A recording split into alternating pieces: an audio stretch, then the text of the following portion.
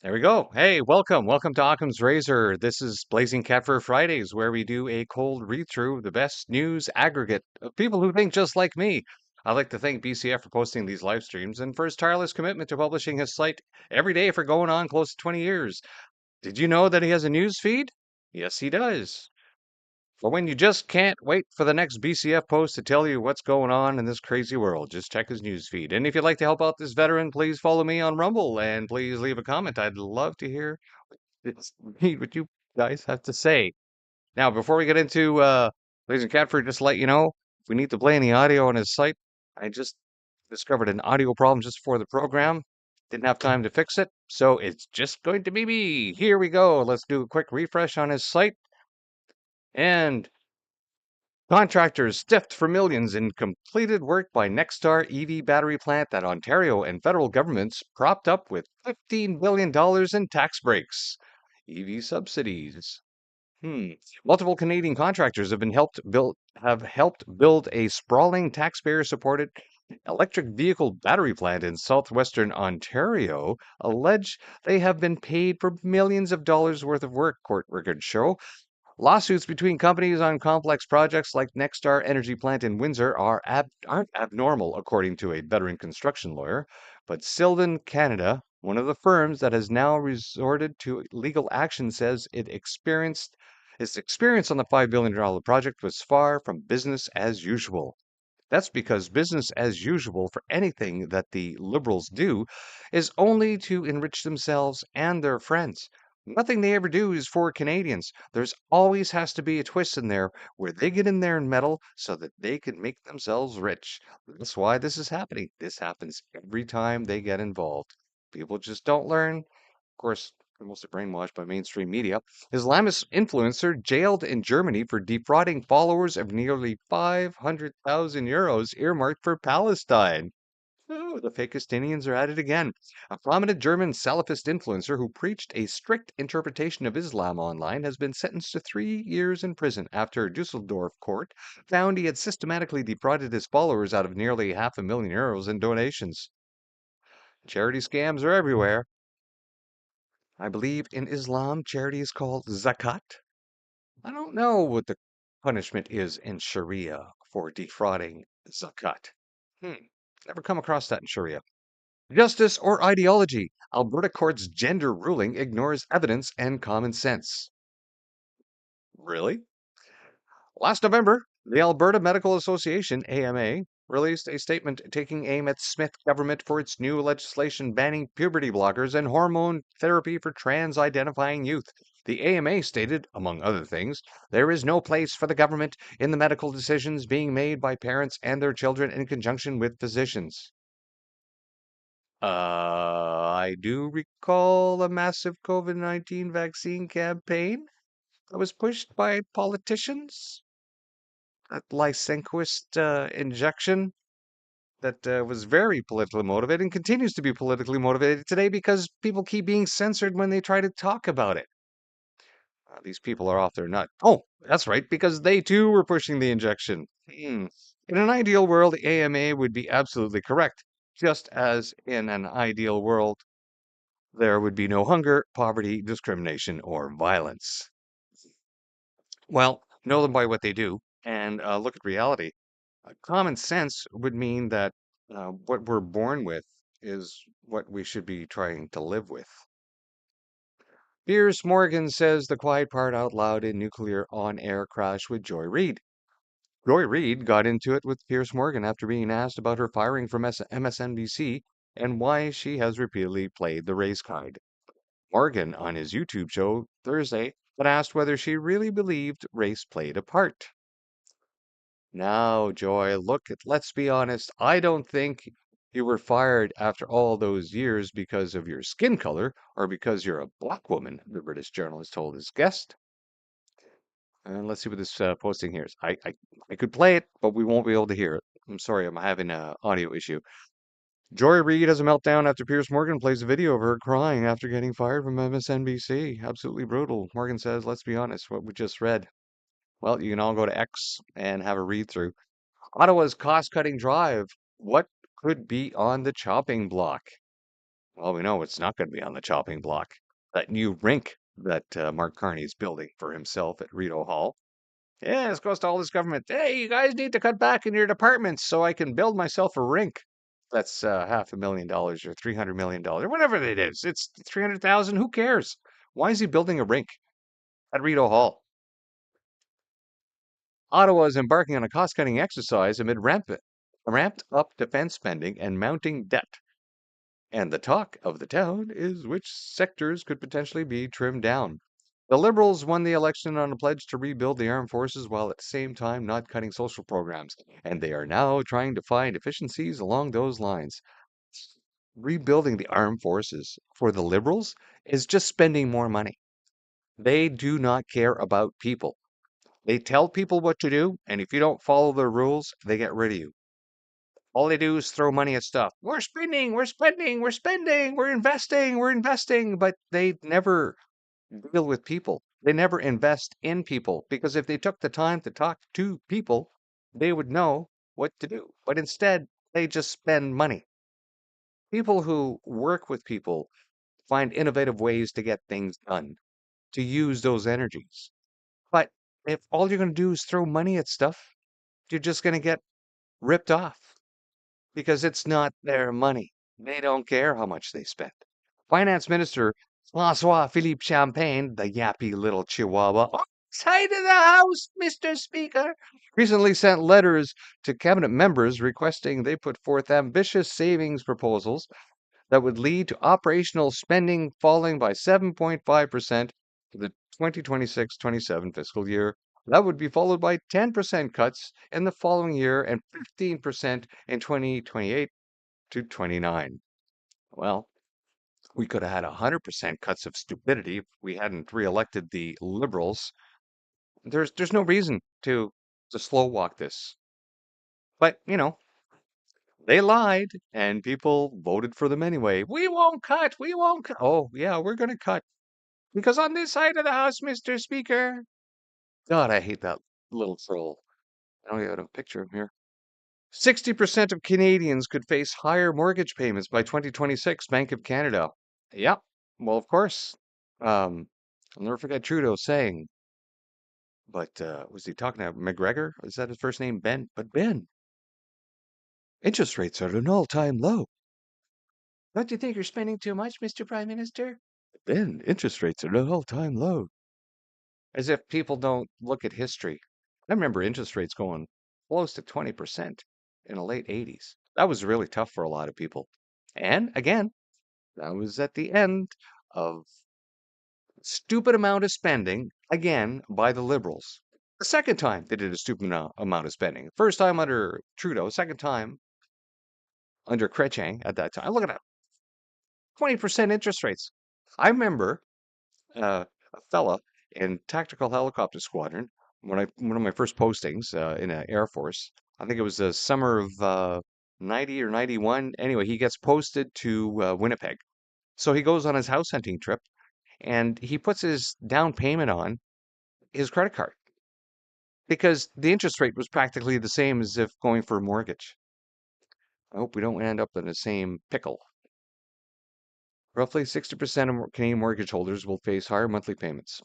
The latest staff analytical note, the bank says that although mortgage interest rates are expected to gradually decline, most borrowers will see payment increases relative to the current contracts, many of which were signed during periods of lower interest rates. The report estimates that in 2025, homeowners renewing their mortgages will see an average increase of 10% in their monthly payments compared to December 2024 levels. Well, adults obsessively buying collectible dolls is a symptom of a sick culture. Well, people have been collecting things for a long time. Well, stamp collectors way back then. Then it got into little figurines. I don't know if a lot of people remember the book Glass Menagerie. People had a inkling for collecting little glass figurines as well. Then, of course, along comes China mass producing fuzzies of little characters and dolls. And everybody knows about that demon doll recently that they've been doing a tour in the States and mysterious events happening and stuff. But collecting dolls, a symptom of a sick culture? I think there's far more symptoms than just collecting dolls, but let's see what they say. In 2024, a K-pop star posted a photo of her Louis Vuitton bag adorned with several keychains, one of which was a plush toy monster known as Labubu. Other celebrities followed suit, and quirky collectible characters became worldwide phenomena that launched the toy manufacturer Pop Mart to a market cap of 40 billion. Oh, yeah. So good marketing campaign by them. We've seen this so many times. I think maybe one of the most famous one was the Cabbage Patch Dolls. Will this trend last till Christmas, so that people can be running to the stores to buy some of these? Who knows? Who cares, really? It's just it's just trash, collectible trash. You know, it's not like it's an early edition of a comic book that you can get a lot of money for. On being a young male immigrant. It is a hallmark of the governing adults in the Rome regimes in the most Western democracies to profess wisdom and insight that ordinary people lack. This is, after all, the basis for any claim they have to possess authority. Yet the grim truth of the matter is that these people are, in the main, profoundly callow and naive, having only ever, for the most part, mixed with people who are nice. They think niceness is universal and innate. Nowhere is this foolish belief more obvious than in the respective policies towards immigration, which are designed and affected in a manner that at times seems most willfully blind to the possibility of nastiness.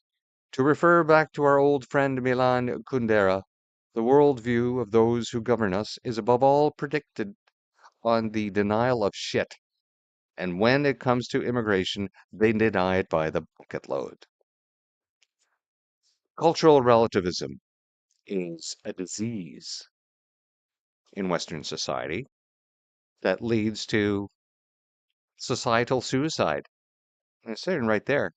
They think that the society that they grew up in, because they have a limited worldview, especially because they've been coddled by a mainstream media that only wants to give them propaganda and not objectable news or events around the world, they are naive to these things.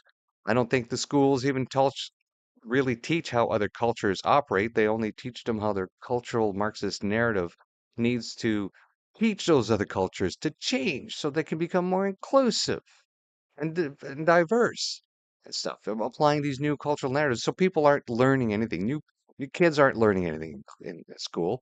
And all these old books that might have some information slowly being removed from libraries. And if you want to find something online, of course, they're controlling all the information there, purposefully purging certain parts of the books, and of course, controlling the algorithm so that they only bring up the initial searches that they want you to see, not what you are actually looking for. Cultural relativism will destroy us. And it's true. So you grow up in an area, you think everybody acts like they do in Canada, they're nice, and then you go to another country and they will take advantage of you because you don't have a social skill set that is going to protect you from other cultures because you think they're all the same. You think that if they come up and they're smiling at you, that they're not going to take advantage of you. You need to be more careful in this world. This is a far more dangerous world today than it was when I was growing up as a teenager. Haitians largely behind unusual spike in asylum claims at this Quebec border crossing. Oh, really? Maybe it's because they speak French. In less than 2 weeks this month, a Quebec border crossing saw more than 1,500 asylum applicants coming from the United States. An unusual surge considering overall asylum claims are down by 50% across Canada. Saint Bernard de la Colle, a crossing located on Quebec's Highway 15 south of Montreal, saw 1,505 asylum applicants between Canada Day and July 13. In June, 1,593 applied for asylum in Canada over the course of the whole month. Why are we allowing refugees from the United States? Since when has the United States become a country so horrible to live in that you have to be a refugee from it? I think refugees should be only be allowed to come from countries that are actually a complete disaster, not a country that is the leading global power on the planet. Morons. Is Islam irreconcilably anti-American? Oh, well, of course. Yes. Hmm. Like all forbidden questions, it must be asked. For if Islam is irreconcilably anti American, we had better be prepared to act before, not after, its ascendancy in American politics places it in a position of unconstitutional political power. Our nation was founded on the principle of liberty. Prominent among our freedoms is that of religion. The founders were religiously diverse, but not so diverse as to include among themselves religions outside the Jewish and Christian traditions. Well, let's go back to that part in the song, The Rocket's Red Glare. Why was that in the song? Well, maybe it's because they had to bomb the living hell out of Libya because they kept doing their piracy in high seas in the Mediterranean, and none of the local powers in the Mediterranean would do anything about them.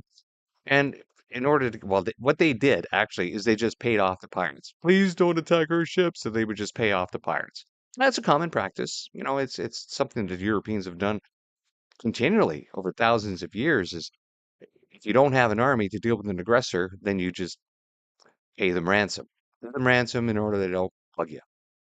Well, the United States, having formed a new country based on liberty and freedom, were not going to stand for that. So they sent a warship, and the warship basically said, "Give us back our people that you've abducted, because we refuse to play your game, or we will shell you." And they said, "Yeah, yeah, well, we want the money." So they shelled them, and then they gave them back to people, and they left all the American related convoy traffic alone after that. So it's not like this is a new thing in the United States. They've already had that first experience with Islam where they had to bomb the hell out of them to stop them from being who they are. And all of a sudden it's like, "Oh, Islam is anti-American?" As if it's a surprise. We really had the power to protect Epstein across 3 states? Who really had the power to protect Epstein across 3 states? The first time Jeffrey Epstein was locked up, it was in a private wing of the Palm Beach stockade with unlocked doors and a work release program, even though sex offenders were barred from participating in work release programs. That allowed him to keep an office outside the prison, then work from his beachfront home, hire sheriff's deputies as his private security, have them refer to him as a client, and all the records of his visitors, who reportedly included minors used for sex, were then destroyed as part of a routine purge. Well, it's very interesting. Uh, Again, I just saw this morning that Trump issued another little statement on his social media, and now they're going to release finally uh, testimony from grand jury where it's allowed. Because after all, if what's her face is in jail, um, Glenn there, I can't remember her name, escapes me at the moment. If she's in jail because of her clients, then there were clients. You can't just say there were no clients if she's in jail for clients. It's nothing to see here. The $4 million girlfriend experience. Wow. Stephanie Seller was a cam girl. Ralph Pugliese was a man willing to pay anything for her dotting attention. It was the perfect arrangement until she realized that every penny he sent her was stolen. John Generous had blown through dozens of cam girls. According to his online bio, he was 54 years old and a successful real estate developer with cash to burn but nowhere to spend it. He was single, and he'd already provided his 2 adult children with hefty inheritances. Noting he was nothing he was buying made him happy, and that included the cam girls on My Girlfriend Fund, an interactive sex site similar to OnlyFans. John wanted more than the typical snapshot or 30-second clip, though those were not off the table. He wanted thrills, sure, but also something more enduring, emotional connection. In the fantasy market, this pretend paid relationship with benefits has a name: the girlfriend experience. John had the money and the patience. He just needed to find one. One of the altruisms in society is that as the economy falters, sex work increases. It is the oldest profession, uh, or the second oldest. The first being either whoring or being a soldier, sometimes both. Rochdale grooming gang ringleaders convicted in 2012 to finally be deported to Pakistan. Wow, 13 years. 13 years. And even though you have these things happening, you still have people in the UK calling Tommy Robinson a racist for trying to expose this for over a decade. Qari Abdul Ras rapes children for Allah and the glory of Islam. Fine looking fella. He'd be right at home in Afghanistan amongst the other Pashtuns that are there that like to hang out with the little Bachi boys. Two notorious Rochdale grooming gang ringleaders could finally be deported to Pakistan a decade after a judge first authorized their forced departure. Qari Abdul Rauf, 55, and Adil Khan, 54, may be sent home at last after the UK dropped a ban on direct flights between the two countries dating back 5 years. The child groomers at the heart of the child abuse ring were girls as young as 12 were groomed with free booze and drugs before being gang raped, held dual British Pakistani citizenship, and were stripped of their British nationality when they were convicted and jailed in 2012. British woman put at incalculable risk by Afghan migration scandal. Huh. Yeah, well, anybody who knows how they treat their women in Afghanistan would have known that bringing them anywhere else without some training, some social training of any kind, is not going to stop them treating women the same way. Among the thousands of Afghans offered asylum in Britain following a major data breach, kept secret for more than 3 years thanks to an unusually strict legal gag order, are the individuals whose applications were previously rejected because of violent or sexual assaults. Reform UK leader Nigel Farage highlighted this aspect of the multifaceted scandal on Tuesday, saying that as a result, the threat to women walking the streets of this country, frankly, is incalculable. Well, it's nice to see that Nigel has finally come along, but there still needs to be a lot of corrections done in the Reform Party. There's been a lot of bad news regarding the direction that Reform is going, in that they are leaning into uni-party type policies, completely destroying the whole reason for having a Reform Party in the first place. Chodat, when it comes to defense, let's stick with common sense. Oh, that is one awesome slingshot. It can actually throw used oil filters from the helicopters at enemy ships. A long distance alliance based on colonial nostalgia won't serve Canada better than our largest trading partner next door. Let me begin by saying that this is the first time I have ever written any news outlet, a fact that speaks volumes about the respect I have long held for Western Standard. As a committed reader and subscriber, I've constantly trusted Western Standard to offer honest, grounded reporting and thoughtful analysis that stands apart from the distortions of the mainstream media. That trust was shaken with your recent publication of Jamie Weir's opinion piece advocating for a Kanzuk alliance over closer integration with the United States. I I haven't read this paper, but just looking at this, advocating for an alliance with closer integration, anybody who is against integrating with other armed forces on a regular basis, through training, through operations, anybody who's against that is a complete and utter moron. Because any kind of experience that soldiers can get operating with other countries, with other armed forces, is a bonus. That's free training.